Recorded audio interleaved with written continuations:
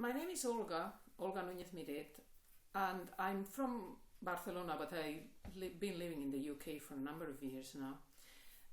And I work as a psychiatrist. In my spare time, I've been writing, and I've been writing for many, many years, but only recently started publishing, trying the e-publishing route. That resulted not quite as complicated as I expected, really. And I wanted to talk to you about a series of novellas that I've published in December. They're a bit different to some of the other things I've written. These ones are about a woman called Mary. I wasn't to say a young woman, but possibly not quite that young, who is a psychiatrist and also writes. She's not me, I'm not her, but I guess you can help by identify with some of your characters more than others. And there's three stories that are linked by her and by some of the other characters, and follow her while people ask her for help, or sometimes they ask her to do a report to see somebody. And in the third one, Memory, she is actually the victim of quite a horrible crime. So the investigation turns a bit on itself, really. But I wrote Cannon Fodder, that is the first one in the series that I've called Escaping Psychiatry, because this woman wants to write, but whatever she does, she keeps being brought back into bringing her psychiatric expertise into the mix, really. Cannon Fodder, as I was saying, I wrote a few years back, and people who read it liked it, but they told me it's a bit too long for a short story, but a bit too short for a novel. So I had the suggestions from several people that I could write a series of stories, and years later I've actually done that. I have published them separately, but I'm thinking about maybe combining them and writing an epilogue, and who knows, maybe other stories if people are interested. I just wanted to read you a bit of the two first stories. The first one, as I was saying, is called Cannon Fodder, and here a friend of Mary's called Phil, who is a lawyer and they studied at university together, asked her to see a man who's got himself into trouble because of causing riots at the local church. He's a very religious young man, but he's been saying things that have been alarming people and causing some disturbance. So he asked her to see him, to provide a psychiatric report saying, is he mad? Is that why he's saying the things he's saying? So she's talking to him, and he's, let's say, a little bit suspicious. So here it is, an excerpt from Cannon Fodder. She's asking this man about who he thinks he is. I'm only me, Kane White, a fairly normal boy. Do you think fairly normal boys say they can hear God? I don't know any who say that, but that's probably because they can hear him. But I do. Do you hear his voice as you hear me? Is it a voice outside of your head? It's difficult to explain. It isn't a voice like anything I've ever heard before. It isn't a man or a woman. It's God. How do you know? Because the voice says so, and I believe it. Does it talk to you, or does it talk about you to others? It talks to me. Does it call your name? Yes, it says something like, Cain, listen, there's something I want you to tell the others. Tell them they must love themselves. Tell them they are beautiful. Who are the others? Black people. You mean God is talking to the black people through you? I mean God is black. Mary had to bite her lip not to smile. Cain wouldn't stand a chance if the judge were white. You don't believe me? Mary looked at him straight in the eyes. I'm not trying to determine if God is black or white or any other color. You only want to know if I am mad. I guess I must be a raving lunatic to say things like that to a white psychiatrist. Do you think black psychiatrists have different criteria for diagnosing madness? Probably not. This voice, is it inside of your head or outside? Outside. I'm not imagining it. I didn't say you were. Do you hear it at any particular time of the day or in a particular place? No, it comes to me any time, any place.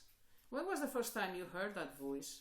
I heard it once as a child, just after my father died, telling me that I should look after my mother and siblings, and then, a few months ago. First I thought I was tired and I was hallucinating, but I had to accept it. It was God. Are you taking drugs? I don't touch the stuff. I'm not of my head or anything like that, he said in a brisk manner. I must ask this type of questions. Okay, so that's the fragment. If you are curious about why she asks so much about if it's inside of his head or outside, it's because of something that we call the first rank symptoms. And the suggestion is, although it's not really a 100% thing, that if somebody hears voices inside of their head, that's what we call a pseudo hallucination. And is less indicative probably of severe mental illness, that if somebody hears a voice as if it was coming from outside, like, somebody talking to you. The Snyder's first rank symptoms are very well known by people who study these things. As I was saying, it's been sort of questioned if that is really much of an indication. I also wanted to read you a little bit from Teamwork. That is the second story. Here, Mary gets involved into trying to help a young police detective, who's got, he hasn't got into trouble, but his partner, who was a much older man than him, got killed while they were out in a mission. And this man was not only his partner, but was also like a father figure to him, as he'd had a very terrible childhood, Justin. So she doesn't particularly want to counsel him, neither does he want the counseling, but circumstances go against them. And they end up, entering into a therapeutic relationship of sorts that gets quite complicated.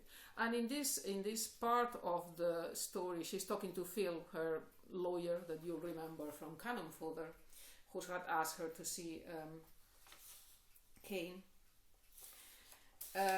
So they are talking on the phone, and at that point she had been avoiding Justin, who is the young man I was talking about. Hi Phil, how are you? I'm fine. I was a bit concerned. Tom, this is the captain, phoned me saying that you'd disappear and he was trying to contact you about that guy, whatever his name is. One of his men you've been seeing. He wants him back working for him, and he'd been phoning you with no reply. Justin. Yes, Justin. What's the problem? What is not the problem would be a better question. This guy is the young man I told you about. The guy whose partner had died, but who was like a father to him. Exactly. You were listening to me. I always do. The young, attractive guy. Yes. Do you fancy him? Mary went quiet. Phil waited and finally said, so you fancy him? He told me he liked me. One night we went out to meet his mates from work. He got drunk, Tom drove us back, and Justin kissed me. Then he told me he liked me and what was wrong with that, and you gave him your usual blah blah blah about transfer and vulnerability. Maybe at some point you should believe that someone can like you for yourself, and not only because you're a psychiatrist. Fair enough comment if it wasn't, because in most cases it's only my patients who seem to fancy me. Oh please Mary, come on. Give a guy a chance, eh? If you don't want a relationship, don't blame guys for it. And I know what you'll say, mea culpa, I don't want a relationship either. Does that disqualify me from giving you advice? Mary sighed and Phil continued. So you ran away from him? No, Mr. Know-it-all, I didn't. I told him that if he felt that way I couldn't carry on working with him, and he said that he'd try and keep a lid on it. But apart from all of this, there's something rather weird going on. Justin had told me that Leah, David Lehman's wife, the dead policeman I mean, was a few years younger than him, and he'd left her well covered with his insurance policy. 3 days ago they had his memorial, and Tom asked me if I'd like to go with Maureen and him. Justin had never mentioned it to me. Once there, I discovered that Leah was much younger than Dave, at least 20 years, if no more. She's in effect quite a few years younger than you and me, and only 4 or 5 years older than Justin himself. And? Why did he lie? One of the other policemen made a strange comment that I can't quite work out, but seems to insinuate that there is something between Justin and Leah. I don't know what to make of it, but it all seems a bit fishy. Didn't you talk to the guy? Justin, I mean. I bumped into him as I was leaving the chapel, and he accused me of going there behind his back, told me he needed some space. So that's the fragment or the excerpt from Teamwork that I think it worked out fairly interestingly. And the last one, that is memory. I'm not going to read you anything about it, but here Mary is herself the victim of quite a horrendous crime. Do have a look. They are all available in Amazon,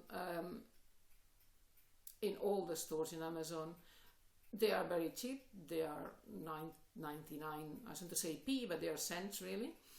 And they have the look inside feature also. So, you know, if you find them interesting, let me know and contact me about it. There's my contact everywhere really. And thank you very much.